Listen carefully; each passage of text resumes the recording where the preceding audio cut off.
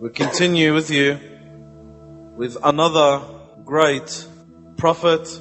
This prophet is the prophet of the tribe of Thamud. His name is Prophet Saleh. And Saleh alayhi salam is an Arab prophet. The Prophet alayhi salatu was salam, he said, 4 prophets and messengers are Arab: Hud, Saleh, Shu'aib, and your Prophet Muhammad sallallahu alayhi wasallam. After Allah subhanahu wa ta'ala destroyed the tribe of Ad, after them the tribe of Thamud will come. And the tribe of Thamud is one of the offsprings of the tribe of Ad. They migrated towards the northwest of the Arabian Peninsula, 380 kilometers northwest of Al-Madinah Al-Munawwara, towards Jordan, in a city called Al-Hijr. The people that came after Ad went back to the worship of one God, because they were believers, but they died out and they had children. And the shaitan came again, and he gave them ideas, and the desires began to play again, the temptations began to play again, and people went back, subhanallah, to worshipping different types of idols. But this time, the type of idol that the people of Thamud were following weren't only statues. They did follow statues, subhanallah, but they had an associate idol, and that was themselves. They governed what happens and they governed what doesn't happen. They governed what's right and they governed what's wrong. And they made themselves gods. As for the belief of statues, was just something symbolic, a belief, individual belief, which they found their forefathers on. It had not much meaning, but just as, something, an identity to hold on. False or right, they didn't really care. What they really cared about was their advanced technology as well. They had learned from Ad that they once had ancestors that were advanced in technology. There's nothing wrong with being advanced in technology, but you use the advancement in technologies for good, not for wrong. And you do not take pride in the sense that now you see yourself superior to everyone else. This is the wrong thing about it. And you don't let it overtake your worship and your purpose in life and make it your main aim and objective. Is something that Allah subhanahu wa ta'ala warns us from becoming. So the people of Thamud worshipped themselves a little bit more than worshipping their idols. They were even more advanced in their technology than their former cousins Ad. As Allah subhanahu wa ta'ala mentions them in the Quran and relate the mention of Thamud, who used to bring the huge rocks and stones from beneath deep valleys. In another verse of the Quran, Allah subhanahu wa ta'ala says, you carved into mountains homes and palaces. This is their advanced technology. They used to carve inside of mountains, and they would carve with their tools rooms and corridors and buildings and stories and beautiful features inside of rocky mountains. And they allowed air and light to come in spontaneously and also in an orderly fashion. How did they do that? How did they bring huge stones the size of hills from beneath valleys? And how did they actually carve into mountains palaces that they lived in, allowing light to penetrate and air to penetrate everything? This was their advanced technology. This got to their heads. And Allah subhanahu wa ta'ala had bestowed upon the tribe of Thamud the way He had bestowed upon the tribe of Ad. He had given him so much, given him wealth, given him health, given him strength, given him knowledge, given him a lot of understanding in life, palaces and lands of many fruits and farms and everything they asked for. They were physically strong, so powerful. They built palaces from mountains, and they used to live the same as Ad. They used to live on a flat surface land, and they used to build palaces in the mountains just for the sake of it, for the sake of fun. They've got so much wealth, they've got so much strength, they've got so much respect, and they were the people who ruled at that time the way Ad did. At the time of Ad, no one will ever face Ad. They were too strong and powerful for any other nation. And Allah subhanahu wa ta'ala also made Thamud the same thing. In fact, Thamud you can still see their carved out palaces and castles and homes inside of cliffs and mountains. They are there. And Rasulullah sallallahu alayhi wasallam has been there, and so have some of his companions. And the story is related to us, inshallah. We will get to the end of it, what the Prophet sallallahu alayhi wasallam said. So Allah subhanahu wa ta'ala decided to send to them, from amongst them, a man. What type of a man?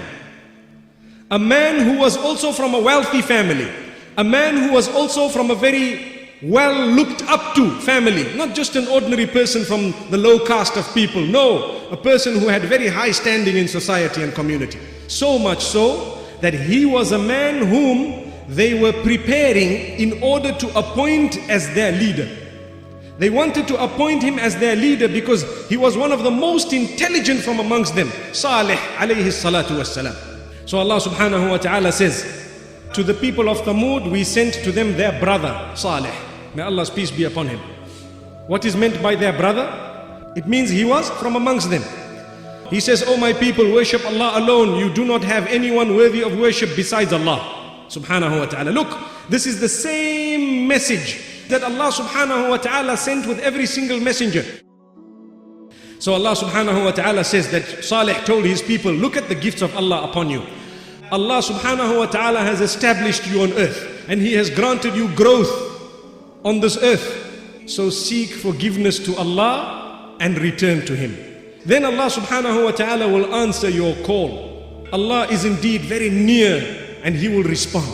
So Allah subhanahu wa ta'ala says, their brother Saleh told them, are you not going to be fearing Allah subhanahu wa ta'ala? Don't you fear a punishment that will come to you? I have been sent as an honest and trustworthy messenger unto you. So fear Allah, fear your Maker, and follow what I have to say, because I have His message.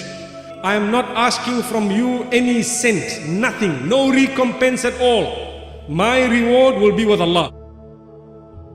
And Saleh alayhi salam was a very well respected, wise man before the prophecy. They used to respect him so much. They know who he is, his background, his family. So Saleh was one of the noble people among the tribe of Thamud. And they used to respect him so much that when they used to have problems within each other, they used to go back to him. He used to be like the man where people turn back to, ask, consult. If there's a conflict with each other, they go to him. If they are confused in any matter, they go to him.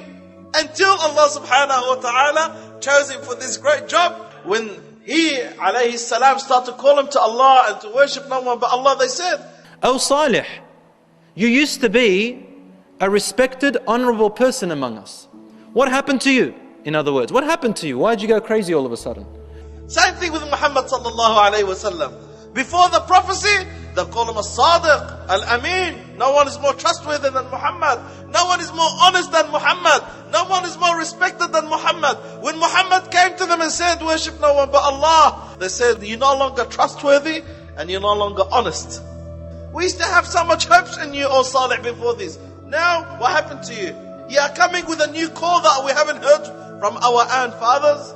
What's this new thing that you're coming? Are you trying to tell us that my father was on the wrong path? Are you trying to tell me my grandfather was on the wrong path? That's how they used to take it. Do you want us to stop worshipping what our parents are worshipping? And we have severe doubt about these things that you're asking us to do.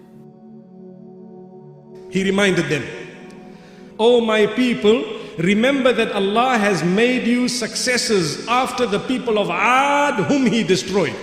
And Allah subhanahu wa ta'ala has granted you so much that He has given you abodes on this earth, such that you have built your castles in the valleys, and on top of that you have these resorts or these huge palaces that are made of rock on the tops of the mountains. So my people, remember, turn to Allah. What He did to Ad, it is not impossible that He can do it to you." They start to turn against him and make everyone else turn against him. And not only this, they even start to mock him. I think we've heard that many times, how a lot of times when the Prophet and the Messenger will come and call his people will turn against him and start mocking him. We heard that with Nuh alayhi salam. We heard that with Hud alayhi salam. And again we heard that with Saleh, and we'll continue hearing that till Muhammad sallallahu alayhi wa sallam. And you'll continue hearing that with everyone that follows the path of the prophets and the messengers. When you call to Allah, people mock you and make fun of you. When you become religious, people start saying this person is becoming a bit crazy.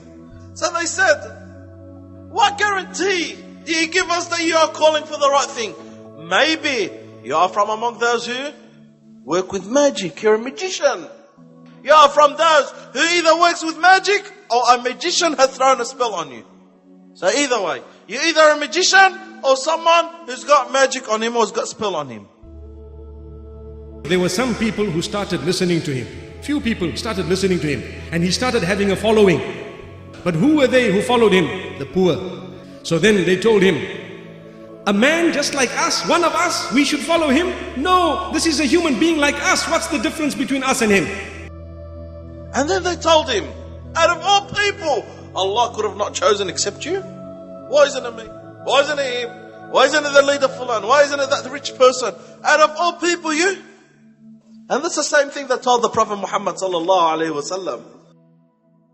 Hey, sorry to interrupt. If you like our work, then please like and subscribe. Saleh alayhi salam says, oh my people, do you think that you're going to be left very safe and secure in your condition? He says, you're living, and Allah had blessed you with abundant water, and then also plants and animals and fruits, delicious, easy to eat fruits. And you're carving out of mountains with a lot of skill, homes and palaces. See what Allah has taught you. So just fear Allah in return of what Allah had given you and obey Him. Do not follow those who are corrupt, those who only want to cause conflict and corruption on earth, and they don't want to fix anything. Do you think you are going to be secure in this from the one who has given it to you? And they were very happy. They said, yes, we will be very secure. Nobody can harm us. Who can harm us? They told him, oh Saleh, why should we follow you? You must follow us. Leave your ways and come back to our ways, and you see how you will be successful. So they told him then, since you claim you're a prophet, show us a miracle. So Saleh alayhi salam said, I'll get you. What do you want? They said, okay, we want out of this rock. And they had a massive rock. Out of this rock we want a she-camel to come out. So another one said, no, that's not it. We want the she-camel to come out 10 months pregnant. So another one said, that's not it. But we want the she-camel so big and gigantic that we've never seen before. And then another one popped up and said, we want the she-camel to be red color with a lot of wool on her. Another one said, we want the she-camel that she could drink the whole water of the valley. And then another one said, we want the she-camel to give us enough milk for the whole town. And one describing from here, another one describing from there. And they thought that just a gathering of making fun of Saleh alayhi salam, coming up with something that no one could even think of and bring. So Saleh alayhi salam said, you finished? Said yes. Saleh alayhi salam said, and if I bring it, would you believe in me? So they said, yes, of course. They thought that he can't. And Saleh said, but otherwise if you don't, Allah Azza wa Jalla can punish you. And they said, no, we'll believe in you. So Saleh alayhi salam said, then let it be. And one day they agreed, where everyone all came together and all standing in front of the rock that they pointed at. And Saleh asked Allah subhanahu wa ta'ala to take out that she-camel the way they described it. And then the land will shake, and Allah Azza wa Jal will make that she-camel with all those descriptions that these people described and mentioned and asked for to come out of that rock in the presence of all the people in that town. They saw it with their own eyes. The rock split, they're watching.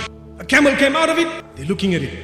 Huge, big, massive, the biggest camel ever to be created. There, rich red in color, pregnant. They're looking at it. The community was split into two, divided. The majority of them just kept looking.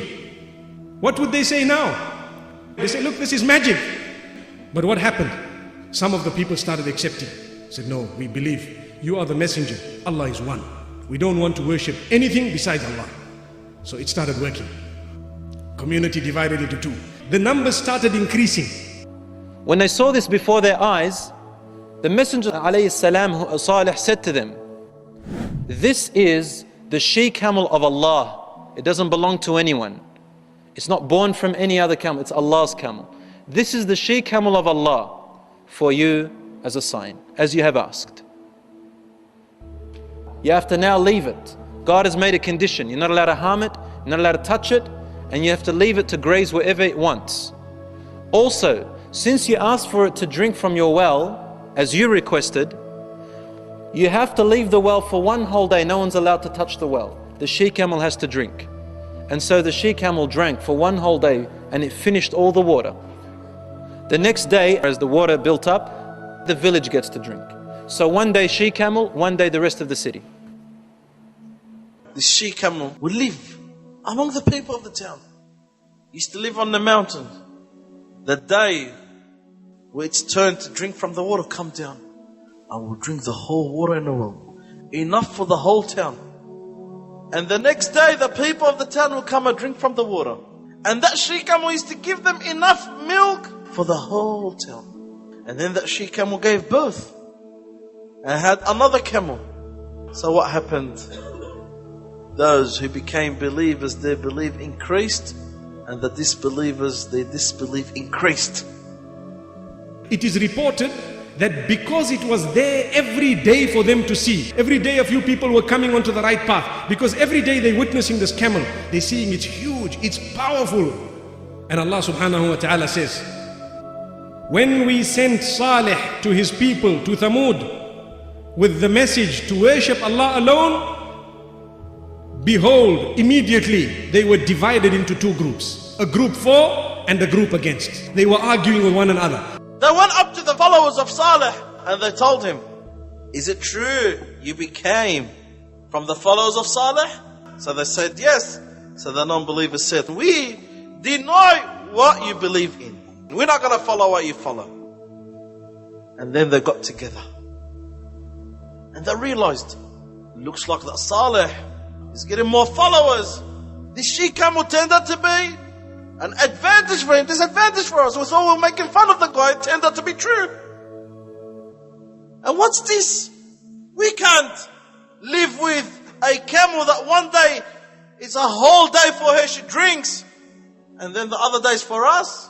What's this she-camel? She comes out of nowhere and she takes a day out of our life.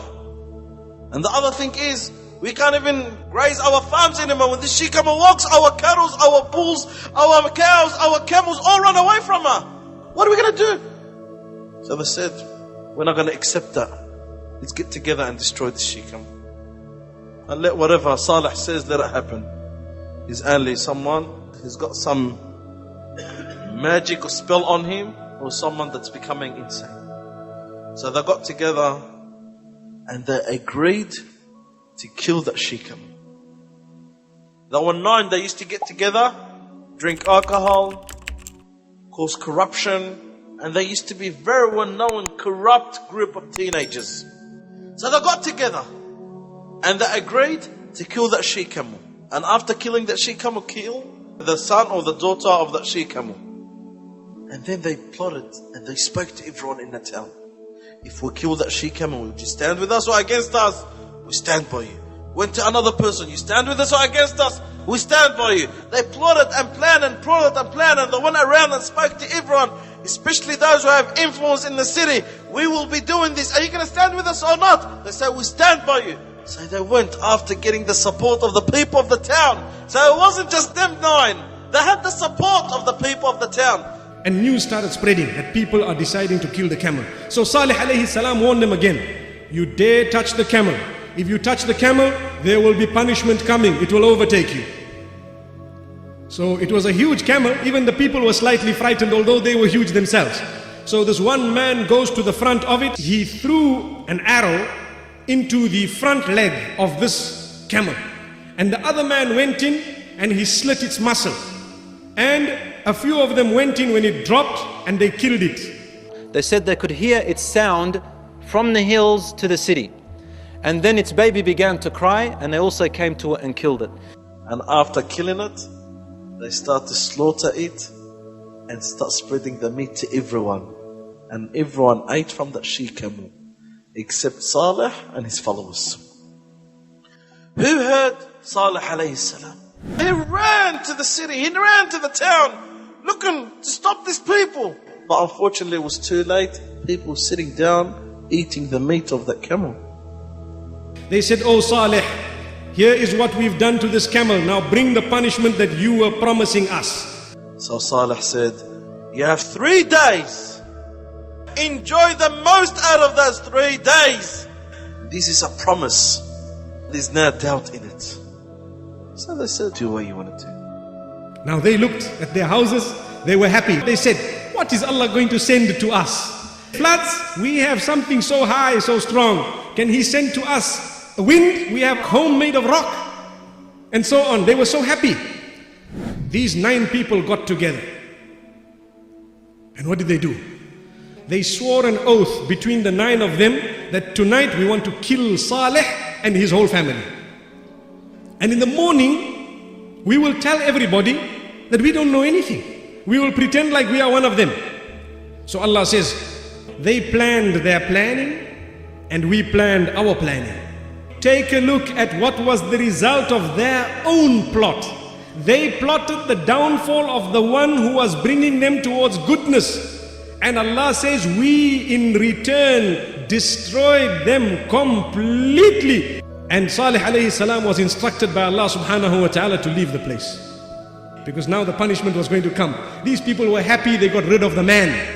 The first day, Allah made the color of the faces of that town, all their faces was yellow. So they realized there's something coming. And the second day, all the faces of the people of that town became red. And the third day, their faces became dark and black. So they knew there's something coming. So they started to scream and cry. And what did they say? They said, these are days of bad omen. 3 days passed, they still didn't see the punishment, besides the fact that their faces were changing and they were crying and they knew something was happening. So they went into their dwellings, safe, secure, those rock homes. And they were now secure. And Allah subhanahu wa ta'ala sent them something He's never sent before. They started hearing a sound. The sound became louder, louder, louder, until each one of them were curled up because of the loudness of the sound. And the sound started shaking. Their whole community, the nation was shaking. Allah shook the ground under them. From the terror and the fear, they fell on their knees and they couldn't move. They became so terrified, horrified, so scared they couldn't move. They were so stiff and scared they couldn't move anymore. Then the thunder came while they are looking at it. And that sound resulted in their hearts dropping. And they died on the spot with the sound. Allah subhanahu wa ta'ala said, as they've never dwelt and flourished there, it's like they never existed there. Allah subhanahu wa ta'ala punished them and destroyed them, a severe punishment. After that, it's like they did not exist. How powerful were they? How strong were they? They were very powerful, very strong, very wealthy. But all this in front of Allah is nothing. It's only those who say, La ilaha illallah. And that's why Allah subhanahu wa ta'ala, He saved Saleh and those who followed him. When our order came and decree was issued, we saved Saleh and those who believed with him. A mercy and a grace from us and from the disgraceful day of that day. And Saleh alayhi salam walked away from the city of Thamud, broken heart and sad over his people. And he looked at his town and said, oh my people, I had conveyed the message of Allah to you, and I advised, and I was a sincere advisor to you. You don't like the people who give you sincere advices.